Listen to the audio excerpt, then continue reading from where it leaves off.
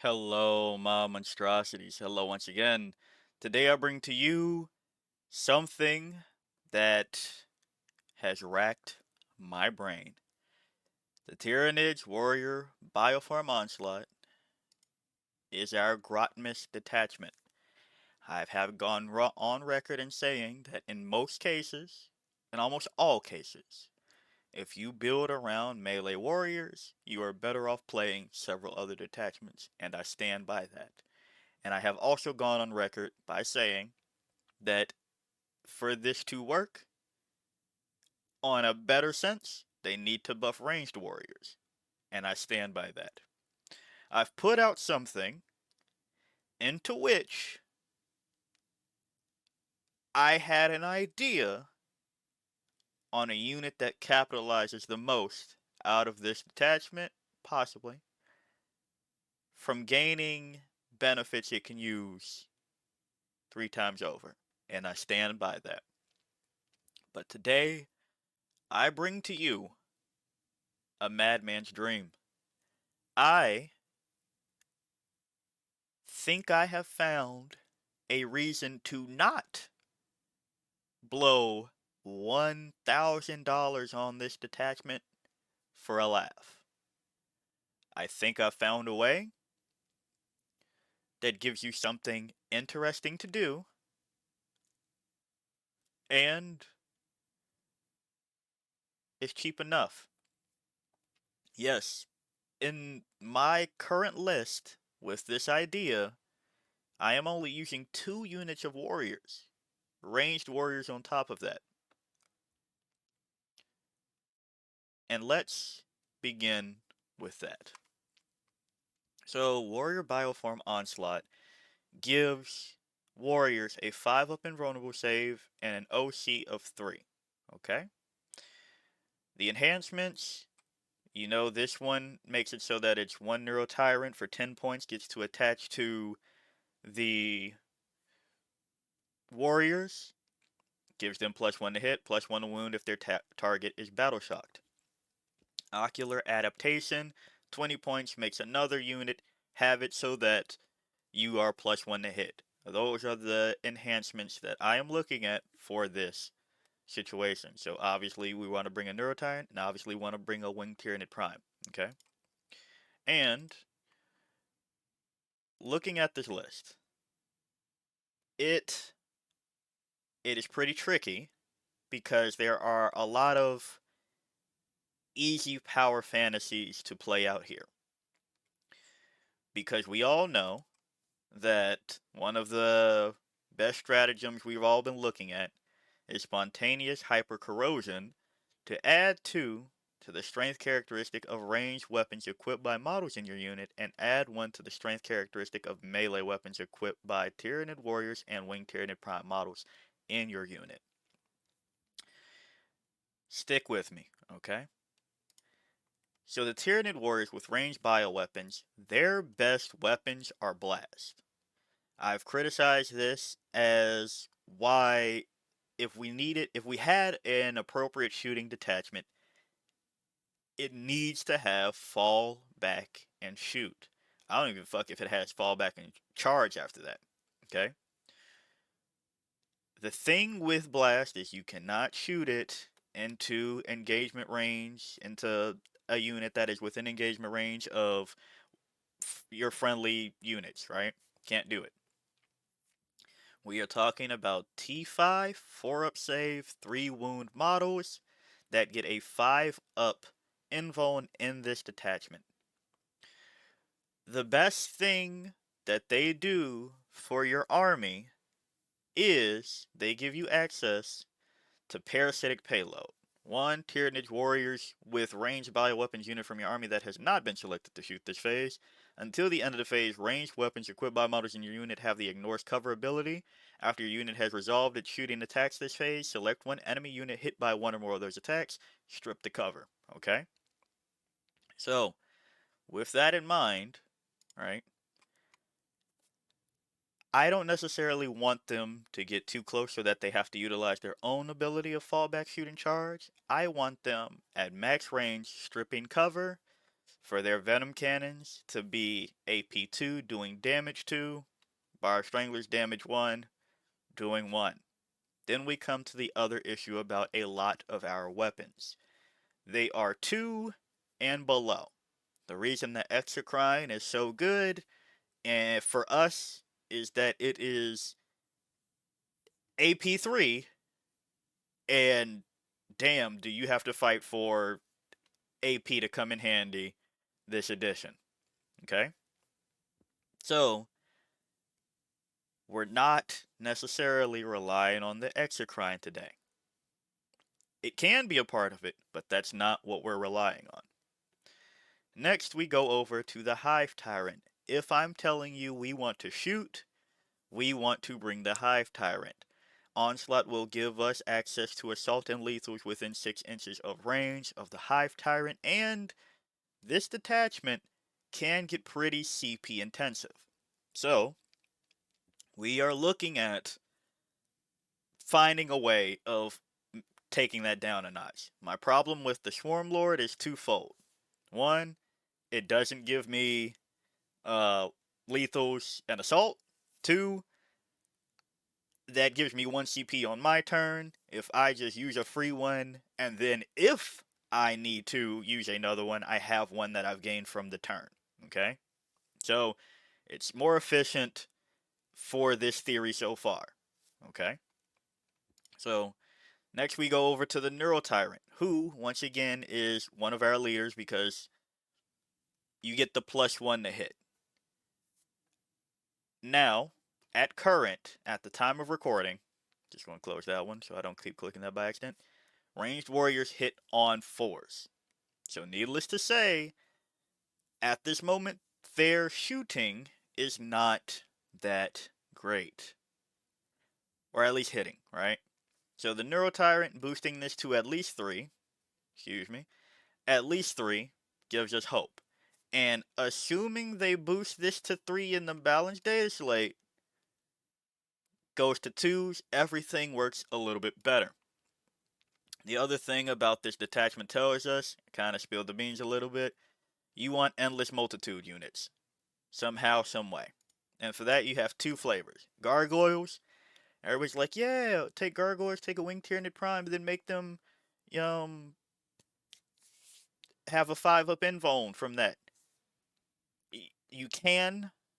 I don't recommend it. You're just starting to make your cheap chaff unit that is just to get in the way cost a lot for a little. Like, they are still 1 wound, and you are asking to roll 5s on top of that. So, you can, but just throw in more gargoyles.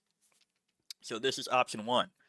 This is also another option because Wing Swarm in your shooting phase after this unit has shot, if it is not within engagement range of any enemy units, it can make a normal move of up to 6 inches. If it does, until the end of turn, this unit is not eligible to declare a charge.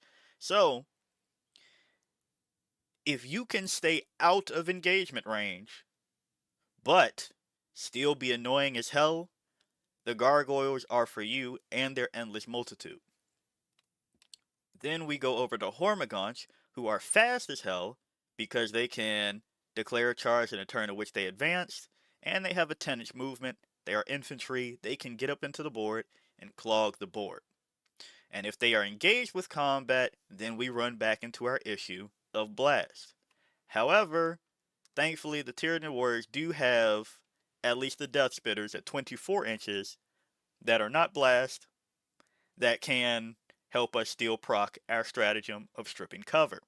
And if we strip cover, our AP1 still sticks, okay? So that means that people's saves are going to be annoying. So that's the Hormagaunts as an option as well. Then we go to the Hive Guard. I have an idea. It's probably on the thumbnail. You could see where this is going. If your enemy can't hit your units don't die. And if there is shit in the way, such as endless multitude units, they can't get to your Hive guard. But, monster, the Tyranid warriors with ranged bioweapons are not indirect fire, so they have to expose themselves. They have a stratagem that, again, keeping some endless multitude around, they can subtract 1 from the wound roll if the enemy's strength is greater than their toughness. So, you expose maybe 1 unit at a time to that, and if their only target that they can shoot then becomes wounding on 4s, they're bound to not kill the unit and then restorative impulse the next turn around. All while you are impaler cannoning heavy indirect fire your opponent. Now, I should mention, shout out JP on 6 plus us, because 6 plus plus gaming, because I mean, hey, if somebody can make it work with 36 inches, I think I can do an idea with something funny if somebody can say that they've gotten results with it. Now, should be noted, this keeps in mind, JP noted that that was in a team tournament, so it is a little bit more easy to put cards in your favor. But for the overall game plan, we will be relying on the Impaler Cannon of heavy indirect fire. 4 attacks per model, 6 models at max.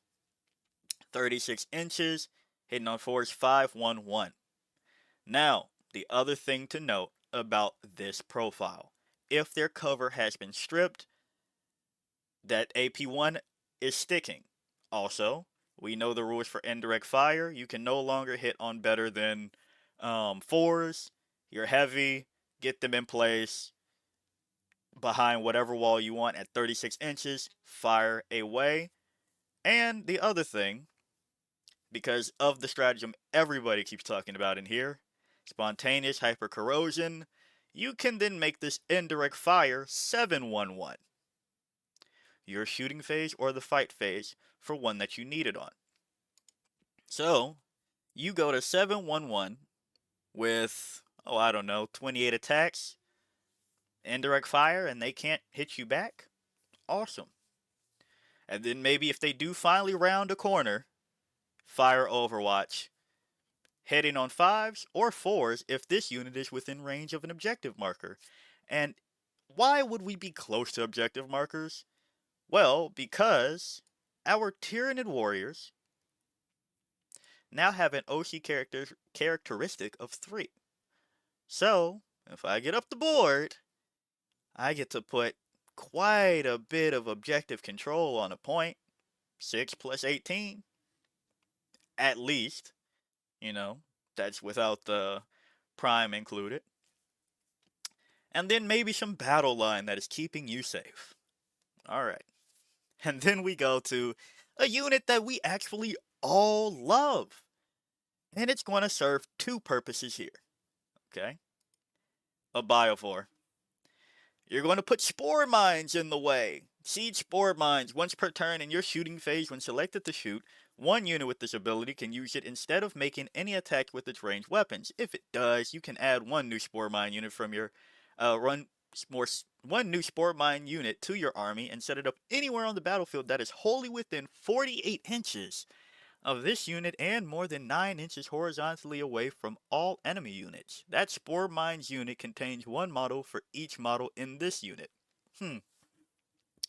48 inches usually covers a lot of the board, wouldn't you say? I think it does. But I can only place 1 Spore Mine per unit. That's why we never bring more than 1 unit of these. What if we brought not just more than 1 unit, but more than 2 models?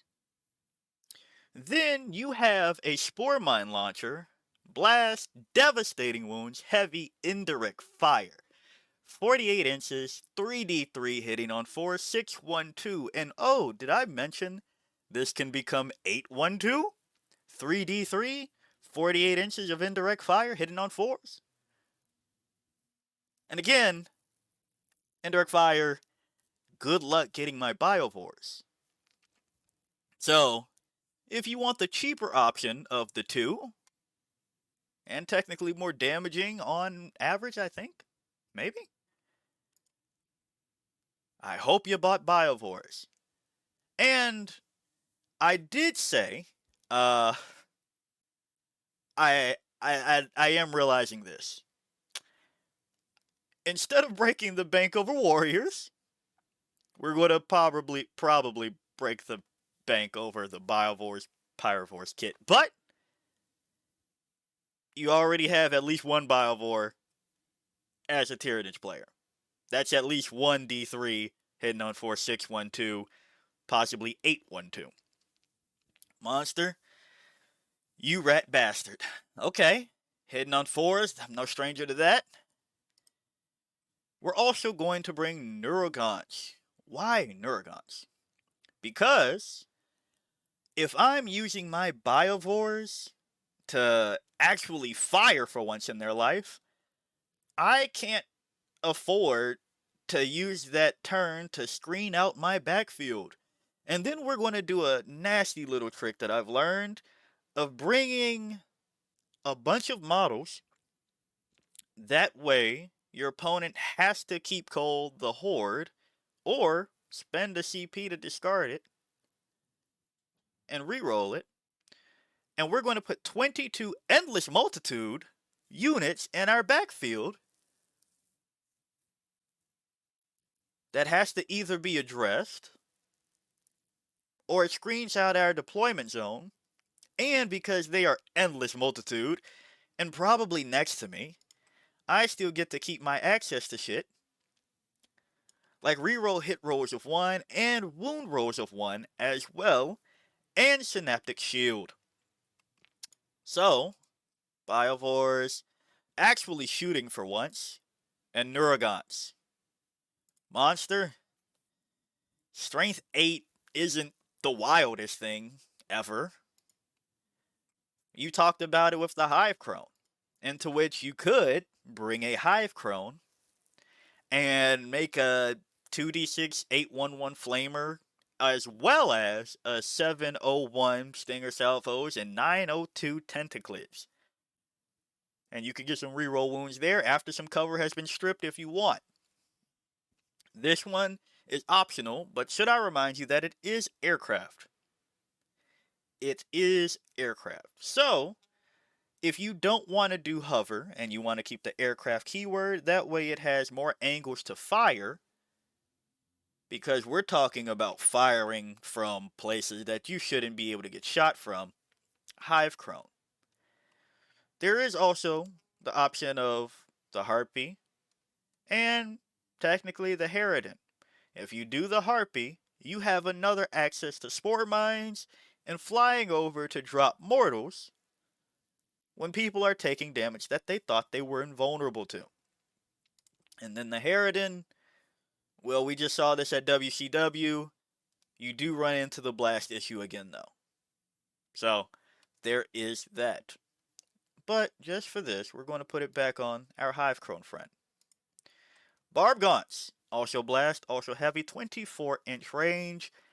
I have talked about why it is slightly disappointing or inoptimal for Barb Gaunts in this detachment. And that's still half true. However, if you just throw them up and 24-inch range suppress an infantry unit from getting to you with, a high volume of shots, maybe you do spend it to make this 701, or maybe after their cover has been stripped, they aren't taking a better save because this has AP 0.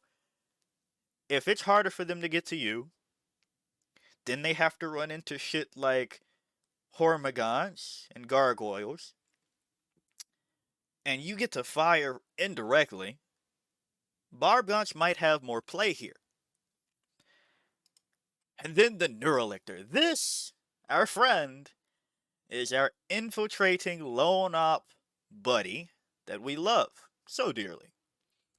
In your command phase, select one enemy unit within 12 inches of this model. That unit must take a Battle Shock test. While an enemy unit is within 12 inches of this model, that unit is Battle Shocked. If that unit is battle shocked, each time a model in that unit makes an attack, subtract 1 from the hit roll. Each time a friendly Tyranid model makes an attack that targets that unit, add 1 to the wound roll. Now this was where it gets extremely CP intensive, right? However, on a turn that you might have Shadow in the Warped for an additional -1 because you're bringing the Neuro Tyrant, maybe 1 or 2 Neurolictors. I'll leave that one up to you. A lot of things become +1 to wound, and if they're +1 to wound, while you have another point break of +2 strength, you're, oh, I don't know, instead of wounding on, let's just say you took let's go back to this, your Hive Guard. Instead of wounding T10 on, of course, 6s, you spend 1 CP, so you start wounding on 5s, and then if they're in the aura, you are wounding on 4s. That isn't necessarily every turn, but a few enough turns that you can benefit from some battle shockening. And then, again, fire down long with either a Neurotyrant or something else that might have fallen into it. And again, because we're putting things in the way like Spore Mines and Endless Multitude units, have fun getting to your lone up to take it out. Then we go over to, of course, a Psychophage. Because like I said, I feel if you don't bring one, I have permission to call you stupid. This is also going to bolster our durability. And another thing about the Psychophage, it has Feel No Pain 5 up on its own. It's a nice little 95 pointer. Awesome. Gives your units around a Feel No Pain of a 6 up. If you are -1 to wound, 5 up invulnerable save. Yeah, that's some durability for you. It also has Feeding Frenzy for when it needs to get active. Each time this model makes a melee attack that targets a unit that is below its starting strength, add 1 to the hit roll.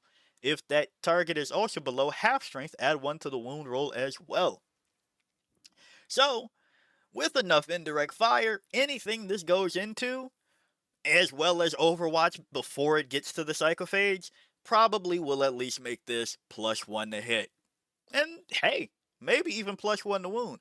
But beyond that, it has Anti-Psyker 4-up Devastating Wounds. D6 +1 attacks, hitting on 3s, maybe 2s, Strength 6, AP 1, Damage 2. And there is a stratagem here that can let you re-roll wound rolls of 1. So if it is a Psyker, that's a lot of damage. And if it isn't a Psyker, you have chances for more dev wounds in combat with the Psychophage. Beyond that, if we're just adding more to things that could have a decent flamer, ignores cover torrent. D6 doesn't give me enough faith, but it can be an 8-1-1 flamer if you really need it for some situation. 95 points, you're bringing this to keep your durability up. You're also bringing Venomthropes. They have anti-infantry too. Again, an anti-weapon that, if it gets needed, can reroll wounds to give more wounds. It is giving you Foul Spore's aura. While a friendly Tyranid unit is within 6 inches of this unit, each time a ranged attack targets that unit, models in that unit have the benefit of cover against that attack. No matter who it is, benefit of cover. In addition, while a friendly Tyranid unit, excluding monsters, is within 6 inches of this unit, models in that unit have stealth.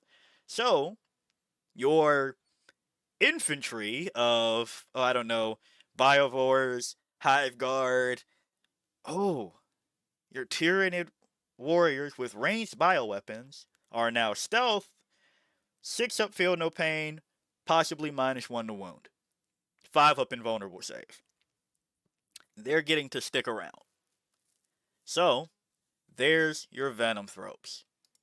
And then finally, Biovores. In case you don't always want to spend a damn CP, it is nice to have Biovores in your back pocket for not just the fact that burning spray in your shooting phase after this unit has shot. Select one enemy unit hit by one or more of those attacks until the end of the phase. That enemy unit cannot have the benefit of cover. These are T6, 3 up save, 5 wounds.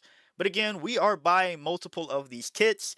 Why? Because of Flame Spurt, ignores cover, turret, twin linked. So you don't even need to spend one on that. But if you spend a different CP after you've saved one from removing cover and you don't need it for the wounds here, you have D6 plus 1 attacks per model.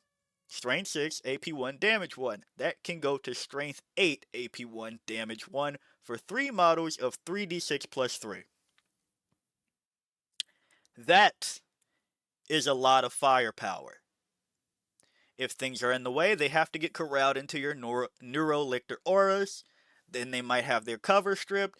That -1 AP sticks around, and they can't hit the things that are hitting them the way they want to. I think it's finally our time to bring some damn indirect fire into this situation. Everybody else has had fun with it. Now, you might be asking, you didn't mention the Exocrine. You can still bring it if you have the points in your list, but keep in mind it has definitely the blast heavy situation that I'm referring to. And because we're talking about a lot of flamers, that's the other reason why I wanted to pivot away from any other detachment a little bit. I'm not saying you completely drop the Exocrine, maybe bring one and then put it down a firing lane, give all of your stuff reroll hit rolls of 1, and then if you need a reroll wound rolls of 1 into that possibly indirect fired target that is now +1 to wound.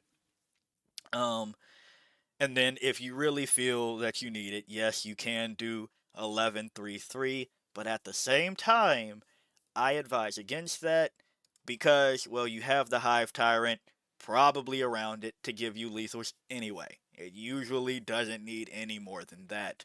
For the situation, there is also the option of going with a Hive Guard squad that is anti-vehicle 2-up, the same way we've talked about anti in other ways. Maybe you want to do that, but it is only 24 inches, and you probably don't need to. Probably don't need to send them into harm's way for that one. So, at the end of it all, we have our time in the sun for indirect fire. I will also say maybe the Exocrine becomes a Maliceptor, and then you have -1 to hit. You could do it. But yeah, that's my hairbrain schemed for the Warrior Bioform Onslaught. If you like the video, like it. Got a comment for me, comment. And until next time, peace out, my monstrosities.